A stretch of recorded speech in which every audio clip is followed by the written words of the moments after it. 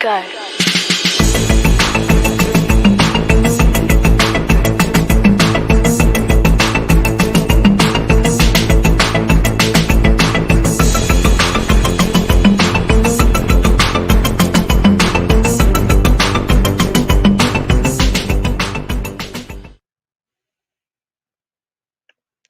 Hello and welcome to Writer Mother Monster. I'm Laura Ehrlich, and I'm excited to host a special episode this evening about creating community around motherhood and writing with my guests, the co-founders of Scribente Maternum. So before I introduce tonight's panelists, I want to thank you all for tuning in and letting you know that you can now listen to Writer, Mother, and Monster as a podcast on all major audio platforms, or read the interview transcripts at your leisure, all on writermothermonster.com.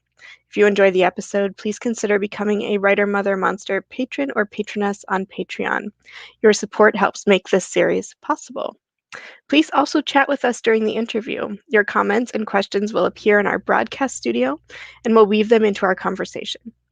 Now I'm excited to introduce tonight's panelists, the founders of Scribente Maternum. Scribente Maternum is a community of writers that explores our emotions as mothers, provides space to recharge, facilitates connections with other writers, and inspires personal and collective action. The organization is hosting its first retreat for writer moms this February. You can learn more at scribentematernum.com, and we'll put that website up in a moment. But first, welcome Elizabeth, Rachel, Caytie, and Carla. Just give me a second to add you all to the stream here. There we go. So welcome, everybody. Thank you so much for joining me. Thank you. Thanks. Yeah. And first, I'd love to just go around in the order that we see here on screen. Next is Carla. And just to introduce yourself, tell us a little bit about yourself. All bios will be available on writermothermonster.com in depth. So if you want to know more about tonight's panelists, you can look there. They're up right now. So tell us a little bit about yourself and about your children, and in some cases, grandchildren. Yes, my name is Carla Du Pree. I'm the executive director of City Lit Project, a small literary nonprofit in Baltimore, Maryland. I'm a fiction writer, but I heavily support writers of all kinds. I have 3 children, mostly adult children, who have all returned home in this pandemic. I have a 29-year-old daughter and 2 boys, twin boys, who are 26 years old, and a 6-year-old grandson who is very, very active in my home with a virtual kindergarten. Thank you, Carla. Rachel. Hi, thank you so much for having us. My name is Rachel. I am also a writer professionally. I write a lot of history and English textbooks. I also write materials that teachers use for classroom use, lesson plans, that sort of thing. And I also help other writers get their projects finished. I also have a boy and a girl. My son is 8 and my daughter is 6. So we're also in the midst of distance learning kindergarten, and it is it's entertaining. It makes me very glad that I taught high school and not elementary school. Thank you, Rachel. Elizabeth.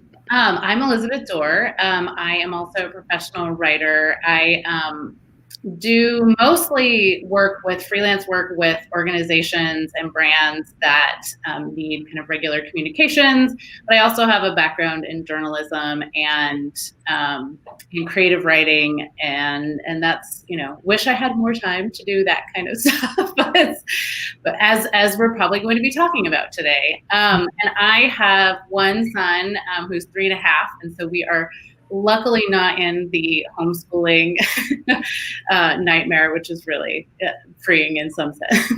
But still, 3.5 is an age. Mm-hmm. And Caytie. Hey, I'm Caytie Pohlen LaClare. I am the founder of a couple different businesses. The Better, Smarter, Stronger is the one that's one of the sponsors for Scribente. And that's basically an organization that is built around reminding women that they are the experts of their own lives. I am a mom of 4. I have a daughter who's 30, I have a son who's 28, another son who's 17, and my youngest son is 15. And I'm also a grandmother. I have a grandson who just turned 5 months today. Oh, congratulations. Thanks. Yeah, I'm so thrilled to have you all here. The work that you're doing is so vital and necessary, as we'll talk about. And you all individually are such inspirations. So thank you again for joining us. And of course, we'll get into the generalizations, the discussion about community and writer motherhood. But first, tell us a little bit about Scribente Maternum. What is it? So Scribente Maternum is really a community of writer moms. We are hosting our first event in February, but our events are just one element of what we do. We are really striving to create a community and a network and resources that give moms who are also writers a place where they can share their unique this awesome tension that exists between being the on-call parent and a creative professional. We realized when we were looking for something like this community that it just didn't exist. Everyone was either complaining about having children and how they could never write, or talking about, mostly maybe not moms, about how life just churned along as usual and it was no problem. But we found this really unique sort of dichotomy of being both inspired by and distracted by our children. And living with that balance and finding the time to still be creative and be moms is why we're here with Scribente Maternum. Yeah, that's really inspiring to hear. And it's something I've heard from a lot of the mother writers that I've had on the show, that the dual challenge and yet joy and inspiration of having children, of that role. And so I think often when we think about writer motherhood, we think about the challenges, right? About how hard it is to find the time or to prioritize our craft when we're torn in so many different directions. But the joy is something that has surprised me, actually, about talking with so many mothers, is that is a really vital part of writer motherhood. And Elizabeth, before the interview, you and I were talking about the impetus for Scribente Maternum and some of the inspiration behind it. Can you tell us a little bit about that, about your experience at one of the writers' conferences? Yeah, sure. So the nuggets of inspiration for this really started at the AWP conference in Portland a couple years ago in 2018. I met Rachel there, and Rachel met Carla there. So it was kind of this beautiful amalgamation of inspiration around motherhood and writerhood and all of that. And so Rachel was a panelist on a women's writers panel, and so she and I connected and became friends through that, and really bonded over that tension that she talked about earlier about the challenges between motherhood and writerhood. And so our friendship grew from that. And then so she connected with Carla as well, and we actually had proposed a panel for, oh gosh, was that a year for the last year's AWP? It never got accepted, but it really was kind of the nuggets of that. And then at that same conference, and Laura, it's so funny because I think you and I were at the same, in the audience of the same panel. I don't know, maybe Carla, you were there as well. There was a panel on parent writers and their challenges, and it was mostly a panel of dads and one mother, I think. And I just came out of that more frustrated than anything, because it just did not feel true to what my experience was, because I feel like and it's not just writing, it's anything. I feel that constant guilt of just taking time for myself and getting away to be by myself. And I, have that weight. And, I think Carla and Caytie can speak to this more when they have older kids too, but I feel like I've talked to some other mothers whose kids have also grown, and there's still this kind of weight that mothers carry, this invisible weight. And so I just personally really resonated with that. And so, I don't know, having this kind of conversation that started at that AWP, Rachel and I were just having a conversation about, I don't know what we were talking about last spring about this, and somehow a writer's retreat for mothers came up, and it just snowballed from there. And she and we connected with Carla because that connection was also there. And then Caytie brings a lot of the event management, and she was the one that really inspired us to do this now in COVID, virtually, which in some ways works really, like, now that we're in it, it's like, this is actually kind of perfect because it's both the hardest, it's the worst and the best time to do it. but like, we all need that time for ourselves in a way that we maybe didn't know before, or really didn't feel to the degree that we do now. And so it's proved to be an opportunity to do it at this period of time. And also just doing it virtually is really great because it's not as we can involve more people than we would for an in-person retreat. It can be less expensive. It can be, so it's just more accessible. And so we're hoping that kind of creates a really strong community of writer moms. So that's kind of where it started and how it's going. Yeah, no, that's awesome. And I think you're right. This is a perfect time to do it. I know I need a retreat, and it's not quite possible to travel anywhere right now, right? So this is the perfect time to do it and the perfect way to do it. So a little later in the show, we'll get to who the guest speakers are and all of the details of the retreat and the dates and so on. Just for anyone joining us now, I'm going to put the Scribente Maternum website back up for a few minutes while we're talking. But yes, Elizabeth, I was at that panel at AWP, and it was my experience as well. I came excited. I devoted like a certain number of pages of my notebook that I was going to take some notes and come away with all of these great, inspiring tips and actions. And I really didn't take much of anything away from it, I think, because it was a panel mostly of men, and fathers' experiences are very different from mothers' experiences as writers. So let's talk about that a little bit. And it is particularly relevant for this show, since this is a show for writer moms, not for writer parents. So what is, in your experience, all of you, specific about writer motherhood rather than writer parenthood? We're both parents and mothers, so we can speak to both, I think. Well, I can start off. Yeah, please. I don't think you ever turn off either one. You're always a mother and you're always a writer. Even if you're not actually doing the act of writing, when you're with your children, you're always thinking about, their different personalities, how they show up in the world, how they announce themselves. I think it's very hard to separate the two. I know one of my favorite quotes is my mom used to say, when children are young, they're around your feet. And as they grow older, they're around your heart.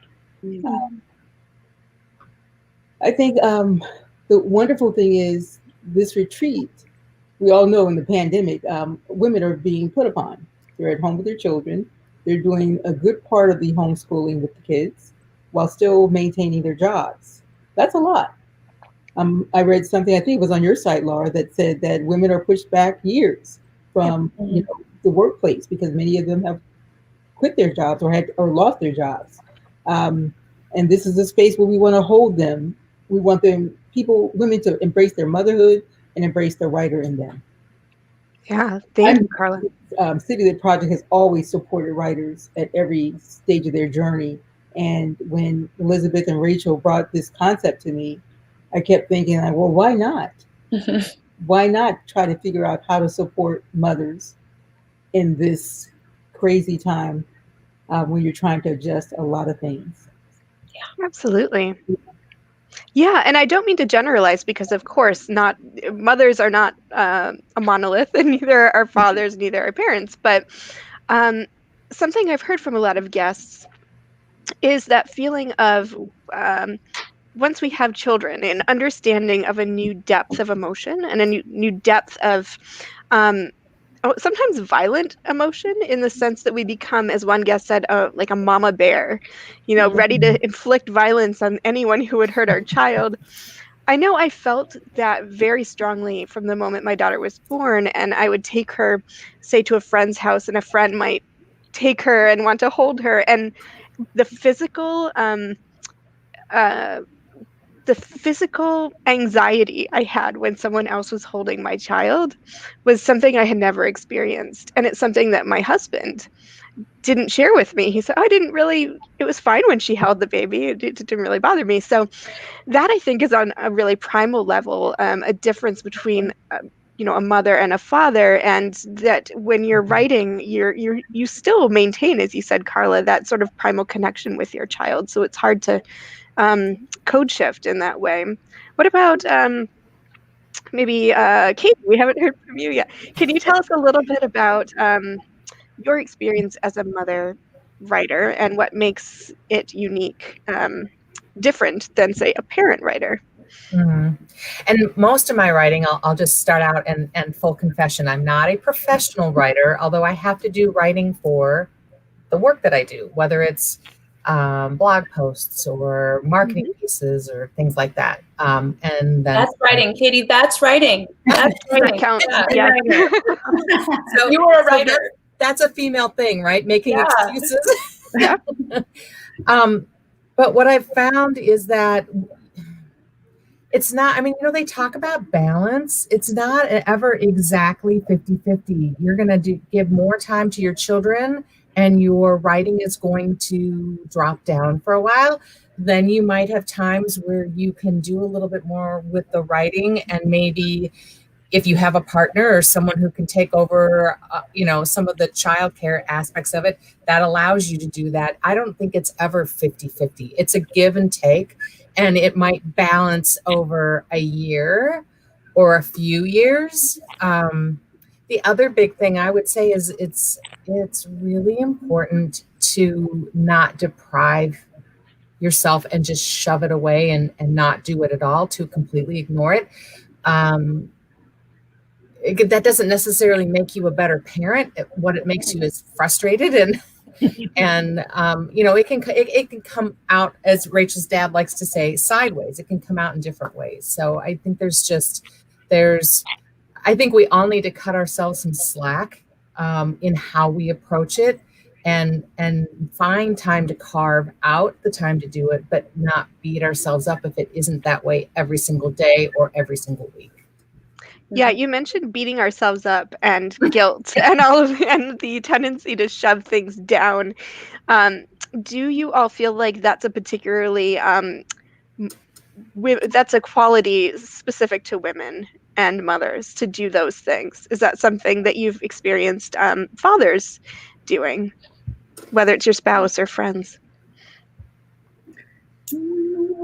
I would say, in conversation with mothers versus fathers, or at least those who were raised as, identifying as women, I think it's a natural thing as women in particular, not just even in the parenting roles. I think as we're raised and socialized to kind of take the burdens of the world on our shoulders, generally speaking. And then I think that transfers over to parenthood. And I was having a conversation with Karen Hupert, who's one of our facilitators, and we were talking about it in the context of even women who are not mothers, and by choice or whatever, there's still this kind of societal judgment and weight around motherhood that is kind of on those women as well. And so I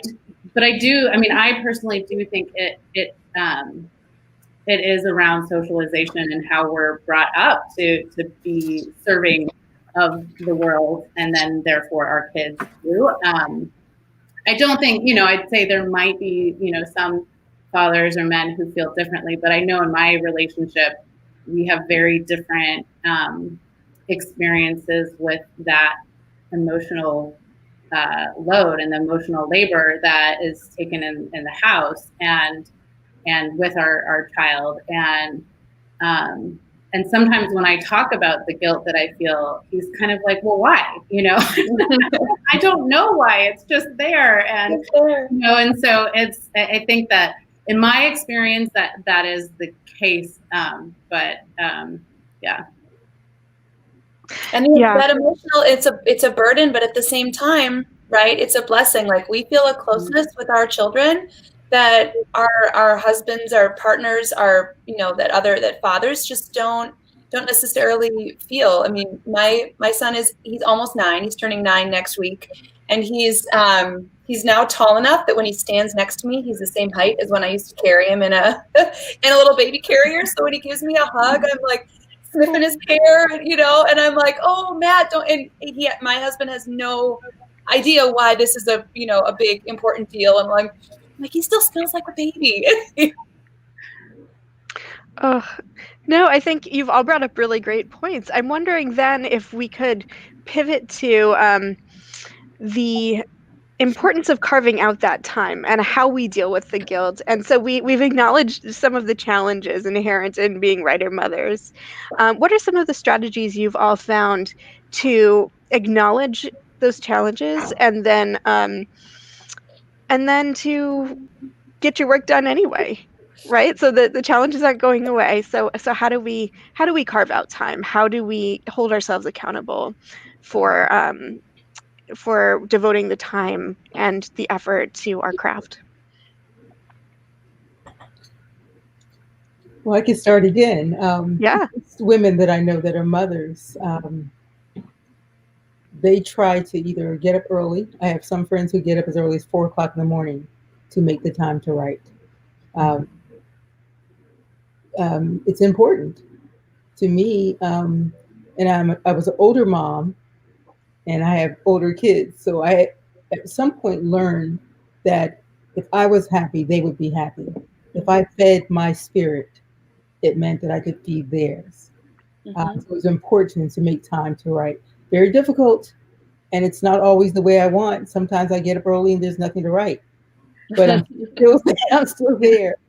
And sometimes I feel like my kids just add the way I feel about each of them very, very strongly. That warrior mom, I'm right there with you. They add to your work. How you feel about them, some of the changes they take you through, especially the older ones. They feed your work. So I'm not even sure I answered that question. No, you definitely did, Carla. Time to do it. You show up in the morning, I light my candle, I have my cup of tea, and I sit there and I make it work. It's not ideal. Some days I'm dead tired. Some days it just doesn't show up for me. But I also like to change the concept of what is writing. Writing it can be the physical act of writing. But to me, let's talk about writing also means paying attention, observing the world in a different way, listening to people with a different ear, taking time to really absorb and observe what's around you. That's writing to me. And that's not necessarily something that you have to pinpoint or structure, this hour of the day. It could be all day. And when you listen to children, the way everything is new to them, they're like walking scribes, the way they describe it. I mean, they just are, but we have to listen and pay attention and be in that moment. Yeah, I just speaking on that, Carla, I feel like my sense of observation, like I feel like I've become a better writer in some ways since having a kid, because or at least at the points that I'm paying attention to what he's observing from the world, because as adults, we kind of take some of the things that are going on in the world for granted. But, when we travel with my kid, he notices things that I would have walked right past. And I think that that's just a huge example of how they are sources of inspiration. But like, if we see the world through their eyes, they are also like, they're our viewpoint inspiration too. Absolutely.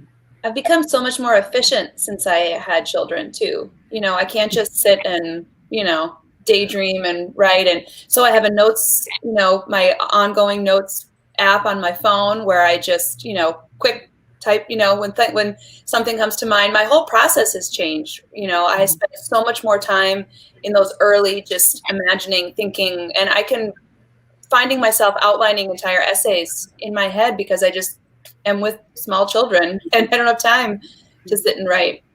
I also remember at that same AWP conference where we all met each other for the first time, Carla, you talked about how you tried to have an office in your home away from your children, and you found yourself, and you spent time and money to make that office just gorgeous, and you were just back at the table because that was where the inspiration and the energy was. Mm-hmm. Yeah, I love that.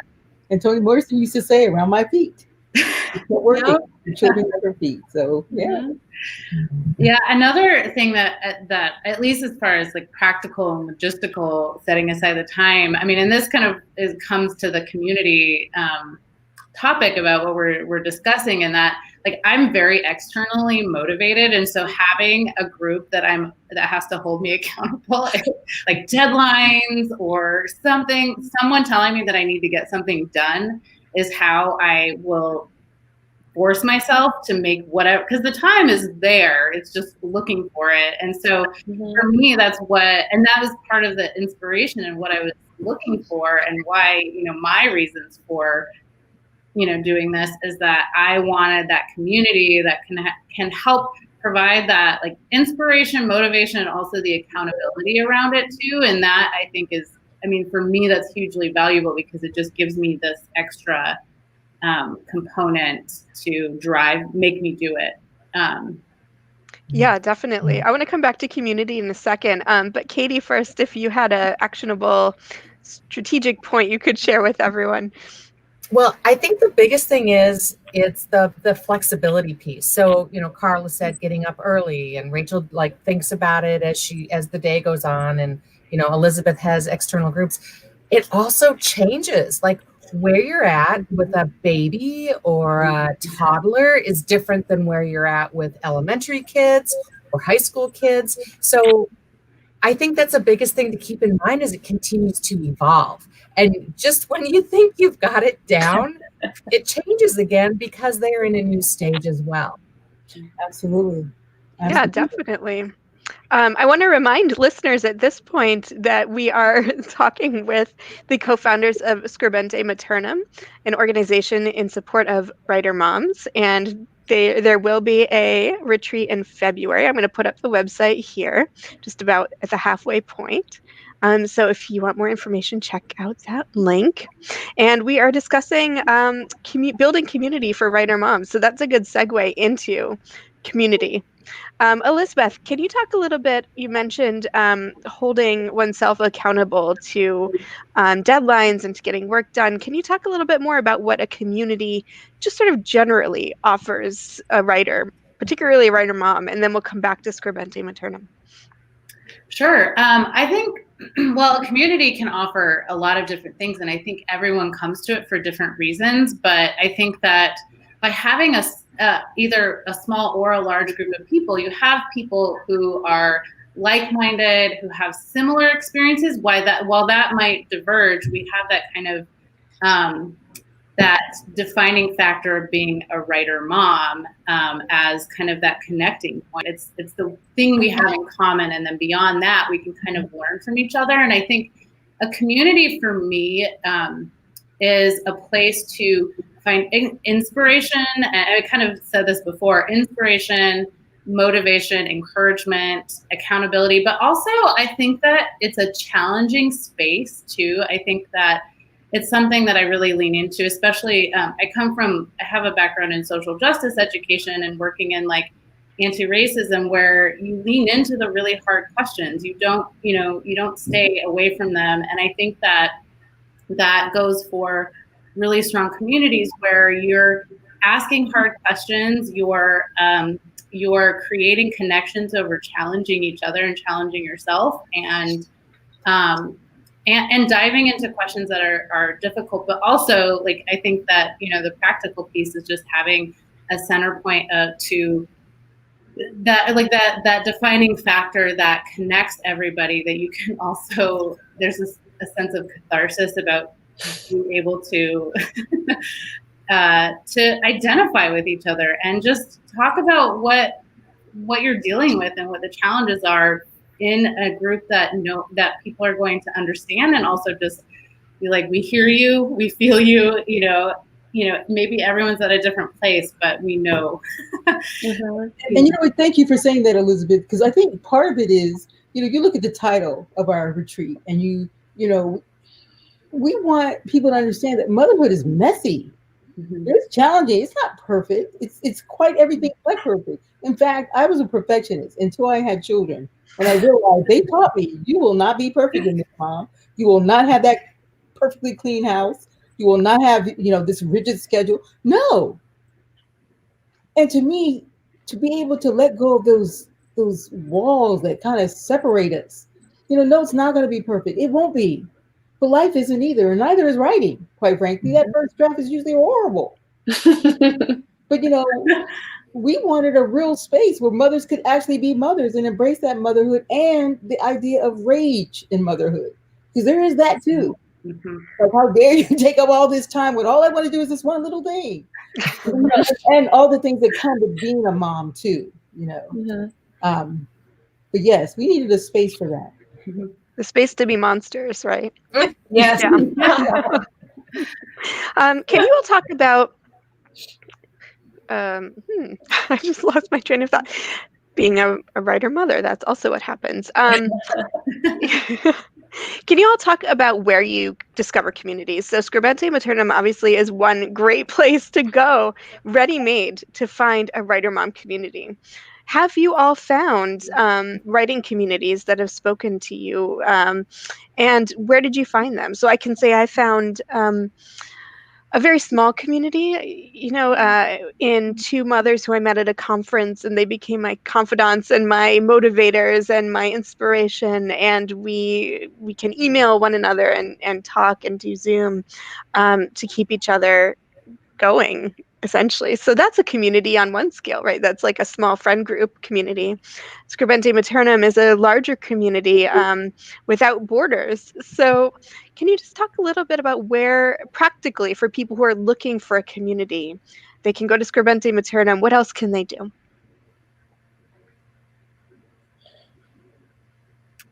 Well, I'm a natural extrovert, and so I need to have I get energy from other people, and so seeking community is like my way of life. And I'm also a serial Facebook group starter. So I have, like, all of these Facebook groups that are not necessarily writing communities, but mom communities. I think I'm part of, I don't know, a lot. And one of the moms groups that I'm a part of, I started with a friend because we wanted people in our neighborhood to meet people in our neighborhood. And like within, like, I don't know, our kids were infants at this point, but like within like 6 months, we were up to like 150 people. And it was, I think it was something that people were just seeking. They wanted people nearby. I think, Facebook, has its flaws, but that was a really good way to do that. I also, as far as writing community, I got a master's in writing, and part of the reason I did that program is because I knew I wanted to be a writer, but I didn't know. I mean, I didn't know anybody who was a writer, and so like that was my way to get into that community, or to find community in that, and it did. And I don't think you necessarily have to do like a writing, like a full master's program, but you can take writing classes, and you can do, find the spaces where writers meet, or where whatever group you want to find community in, you could meet them there. See, at our City Lit events, we really are strong on finding your community. When we have an event, especially even in a virtual event, we realize that sometimes community happened after the event. We call it the writer's room, where we invite the featured artists to leave the room if they wanted to or stay. And we just talked. And it's almost like you don't have to know a person. You just need to know that they're trying to do the same thing you're trying to do. Fill that empty page. Make space to write down what you're thinking, or write down, creating a world on a piece of paper, and making sure that when I write this world and you read it, you're in that world. That to me that's magical.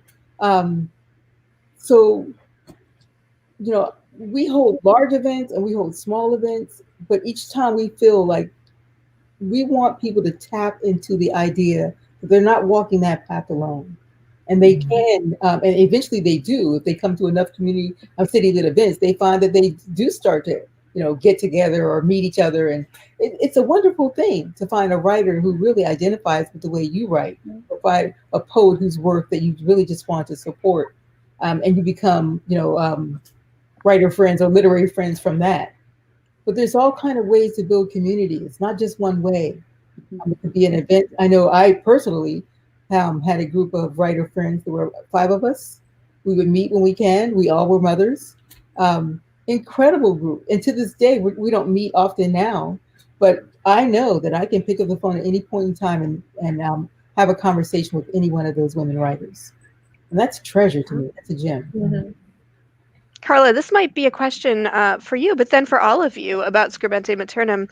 And when curating that community, of course, you want to open it up to those who are in need of that connection, right? But you also, I assume, want to maintain a certain tone and an openness and a non-judgmental quality to that community. So could you talk a little bit about how you do that? It's sort of an open-ended question, but I've been also, like Elizabeth, part of a number of Facebook groups for writers and for mothers and for writer moms. And some of the mother groups can turn quite nasty, right? Sort of judgmental. Women are our own worst enemies. So how do you avoid that when creating a group specifically for women, specifically for mothers who are writers? I don't know if I could tolerate that, to be honest. To be really humble. When you're a mother, you can experience a lot of things. Mm-hmm. Sometimes your children say things to you that totally diminish you, and you walk in a different way. I don't think, when I see, even if I see just a woman struggling with the bags on the street, all I can think about is that's a mother trying to get her groceries home. So to me, a lot of this is tolerance and empathy and, not necessarily walking in someone else's shoes, but, feeling past your own world. Get out of your own space to understand what that looks like. I think having never belonged to a group where that kind of thing existed, I'd probably have to say a few things because I'm not colored in that way. No, but I always think there's a way to tone that down, and there's a way to invite those people out of the room, because it shouldn't change the intention of the group. And if the intention is to hold each other up in a space where, maybe elsewhere in the world you're not held up, then they need to go. So sometimes it's just like, I will not tolerate that. We won't tolerate it. And the thing about Scribente, we hope that our large group events are as powerful and wonderful as our smaller ones. Because, people don't believe this, but I can be an introvert when it comes to my work. And I like to be, I'm a social animal that many of us are, but there's an introvert side if you're a writer. The side that turns inward. And I think there should be space for both of that. You not always have to fill the space with words, just sometimes listening and taking in what you can. Yeah. Caytie and Rachel, or Elizabeth, were you starting to say something? No, I'm good. Okay, I thought I saw Caytie sort of starting in a second. Mm-hmm. Yeah, I was going to say part of what we are doing with Scribente also, in addition to this initial retreat, on Mighty Networks, we have the community. So we've taken it off of some place like Facebook, and we've got it on Mighty Networks. But that's a place where, people can go who are part of this group and bring up a question. Rachel's been really great about doing some writing prompts or thoughtful things, to prompt us to have dialogue. And that's where I think it being a parent can be at times it can be isolating. Being a writer can be isolating. So knowing that there's a place that you can go, as we've already said, where there's other people who are having maybe similar experiences, and giving that words of encouragement, or yeah, you're not the only one. I feel that way too. Sometimes just knowing that somebody else is going through the same thing, it's huge to help you feel a part of that group, but also to help you not feel so alone in your home, in your individual world.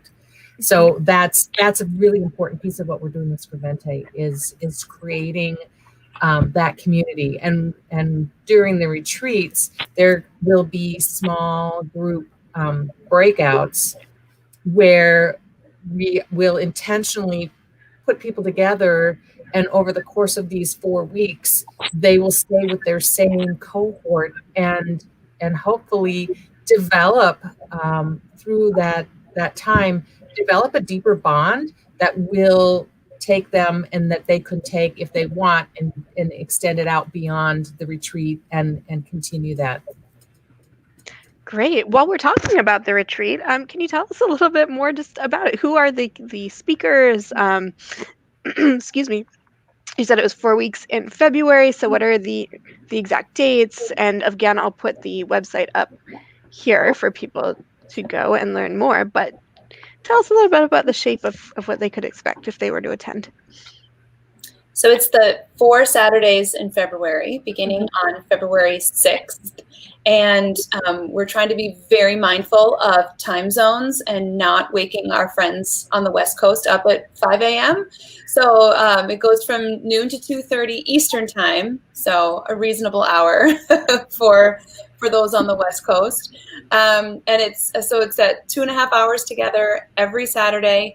Our first speaker on February 6th is Maria Broom, another Baltimore, I don't know if she's a Baltimore native, but she lives in Baltimore now.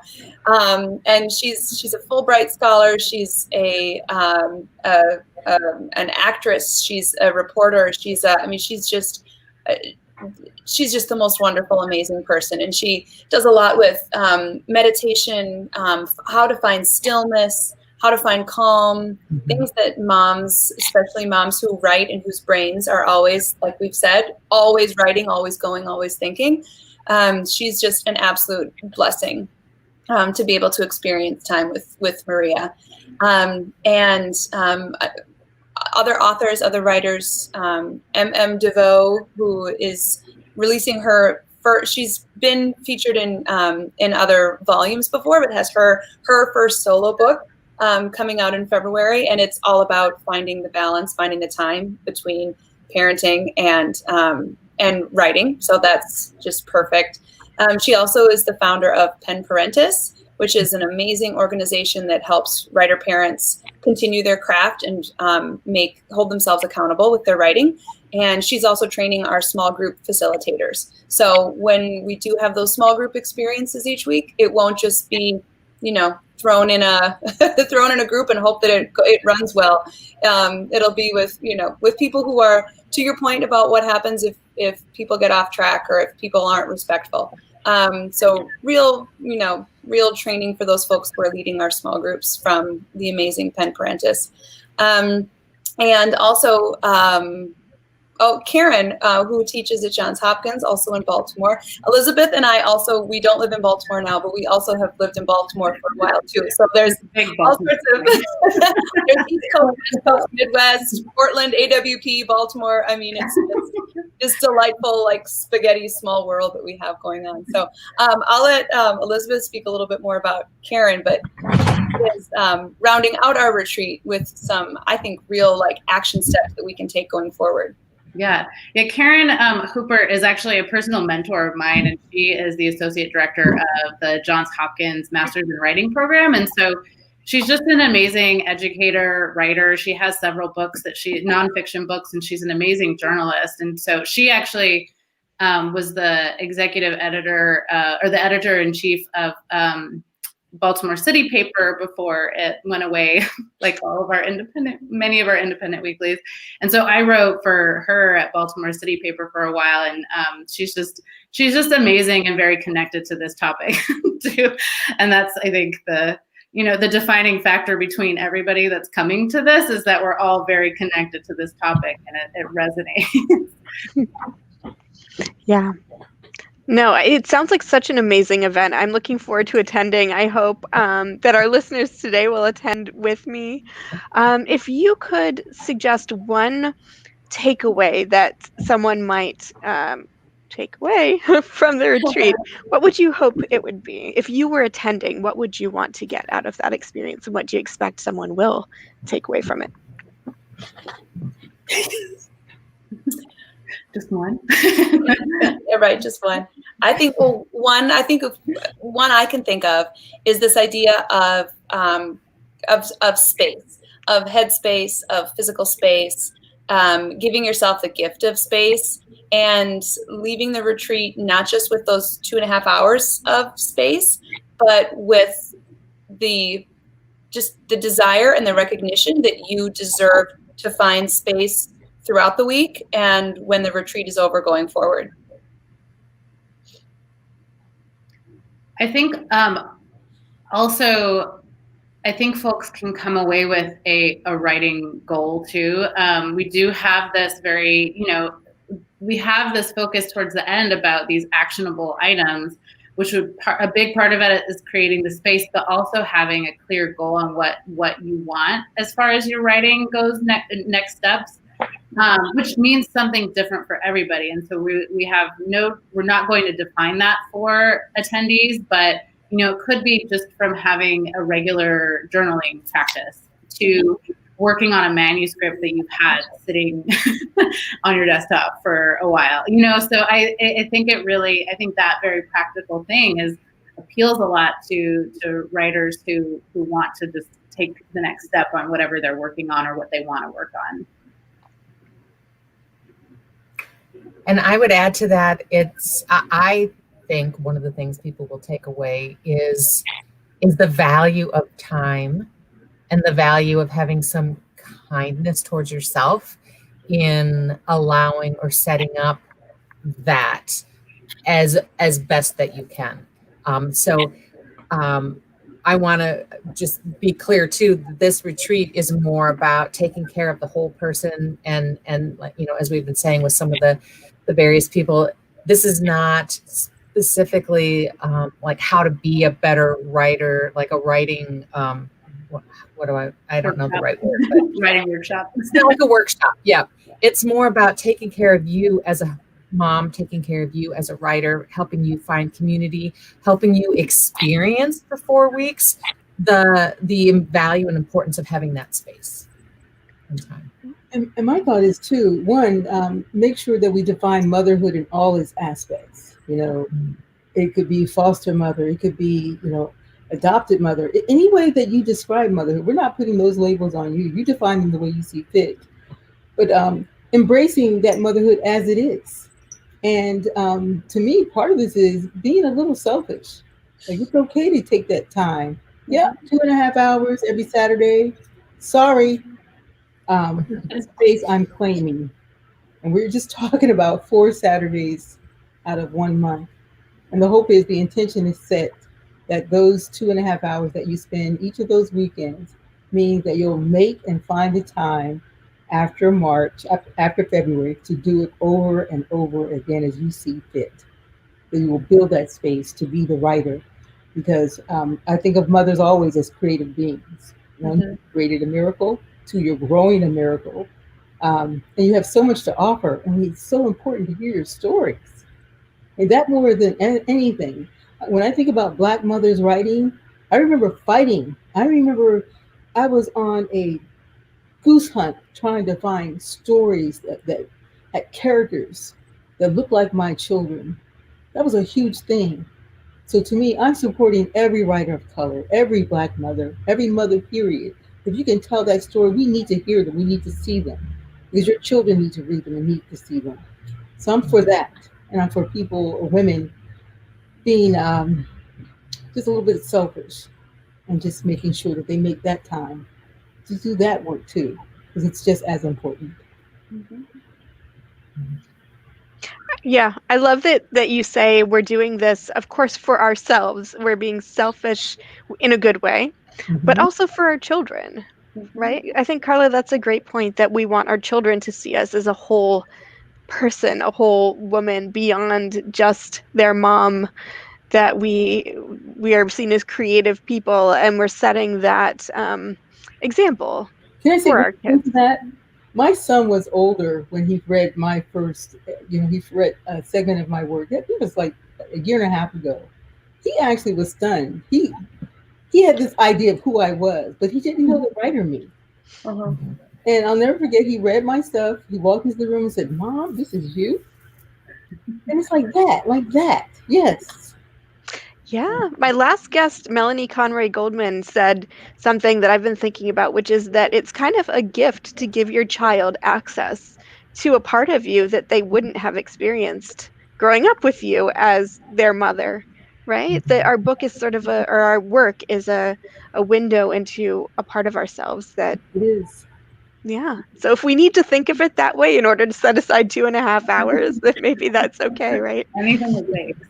Well, Yeah. and we're better parents in like right now too when we set aside time for ourselves. You know, this metaphor of securing your own oxygen mask before you try to help somebody else, right? You can't help anybody if you are exhausted, if you're depleted, if you're not fulfilled, if you're resentful because these tiny humans are taking everything you have.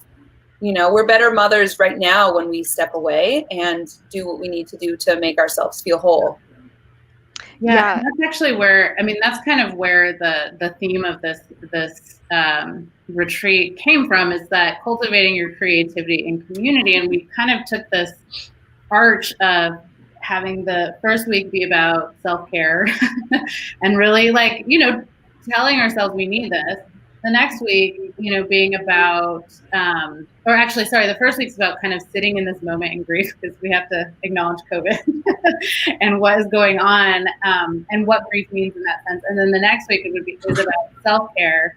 And then week 3 is about collective care. So what does that mean to, like, when we restore ourselves, what can we be for our families and for our world? And being, we all have, we're all not just serving ourselves or our children or our families, but we're here to be a part of the world, to make this world a better place, and what that means in your sphere of influence. And then the last week is really making those actionable. And so that's a really big part of what we're leaning into, is that self-care is about, being present in the world and in a way that fulfills us and the people around us.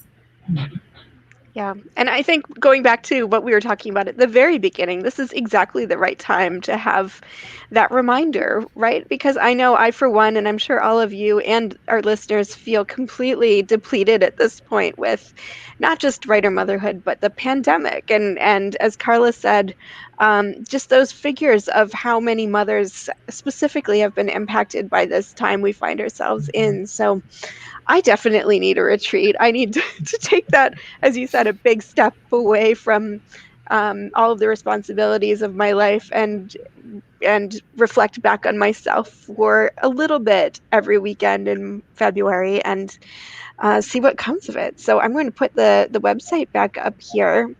And I think we've come to the end of the hour, but I want to invite you all, if you have any final parting words, or listeners, if you have any final questions, please feel free to put them in the chat. But I'm going to open the floor back up for any final thoughts.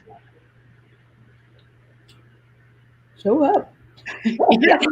In every sense of the word, right? In every sense. We're here for you, really. Yeah. And I'm sorry. Go ahead. I was going to say, I would say you're not alone. Wherever you are out there, wherever you are on your journey, you're not alone. There are other people going through the same thing. So reach out. Yeah, this is a great place to start. Sorry, Carla, go ahead. No, I'd like to say too, there's really 2 pandemics going on here. One is the racial pandemic. One is the virus pandemic. And I think, this is a safe space to talk about that too. So I know as a Black mother, it's been a hard couple of years. And I don't think, I think there's room for that discussion too, in a safe place. Thank you for saying that. Yes. And as you said earlier, too, for mothers and all the iterations of what that word can mean. So it's a welcoming, open space that I think we all are in desperate need of right now. I know I am. So I'll be there. And I encourage everyone else to join. You can find more information at the website below. And I just want to thank you all again so much for joining me tonight. This has been such a great conversation, and the work you're doing is so important. So thank you so much. Thank you for having Thanks for having us. Of course, stick around for a second after we end the broadcast. But first, we'll just switch over to Writer Mother Monster. And thank you again for joining us, and thank all of you for tuning in. If you've been inspired by what you've heard tonight, please consider joining us at the Scribente Maternum retreat next month. You can register and learn more at scribentematernum.com. And you can watch this video again, listen to Writer Mother Monster as a podcast, or read the interview transcript, all on writermothermonster.com. All right. And if you enjoyed the conversation, please also consider becoming a patron or patroness on Patreon. Thank you again, and have a great night. See you on Thursday for the next episode. Bye, everybody. Bye, everybody.